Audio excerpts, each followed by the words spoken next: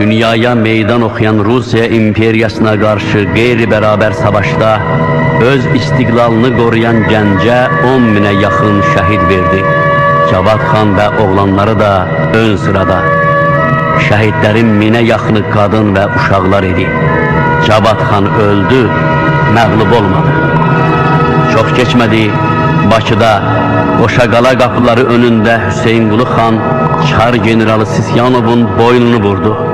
Şimali Azərbaycanın bu qanlı işğalından 114 il sonra Cavad xanın yurdunda, şərqdə ilk demokratik respublikanın, Azərbaycan Xalq Cumhuriyyətinin təməli qoyuldu.